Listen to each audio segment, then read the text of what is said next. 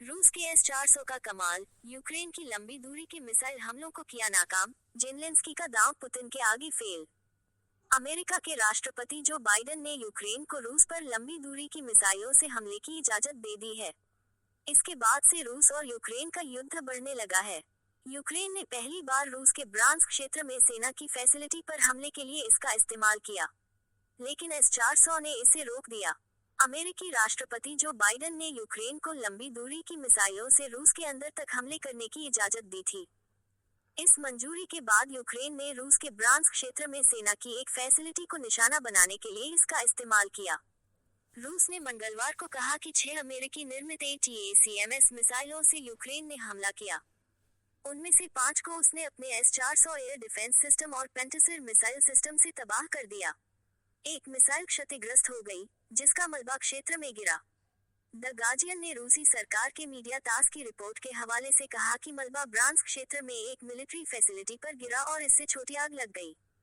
रूस के रक्षा मंत्रालय का हवाला देते हुए रिपोर्ट में कहा गया कि हमले से कोई हताहत नहीं हुआ, न ही कोई नुकसान हुआ है। यूक्रेन ने इस रिपोर्ट पर कोई टिप्पणी नहीं की है। इसके अलावा अमेरिका और अन्य पश्चिमी देश भी लंबी दूरी की मिसाइलों से रूस में हुए हमले पर चुप हैं। इस बीच रूस ने कहा है कि उसके क्षेत्र के खिलाफ यूक्रेन का नवीनतम हमला मॉस्को के खिलाफ पश्चिमी युद्ध का एक नया चरण है। उसने इसके जवाबी कार्रवाई की कसम खाई। न्यूज एजेंसी AFP से ब्राजील के G20 समिट में बात करते हुए रूसी विदेश मंत्री सर्गेई लावरोव ने कहा, हम इसे रूस के खिलाफ पश्चिमी युद्ध का नया चरण मानेंगे और उसी के हिसाब से प्रतिक्रिया देंगे। उन्होंने अमेरिका पर यूक्रेन को मिसाइल ऑपरेट करने में मदद का आरोप लगाया।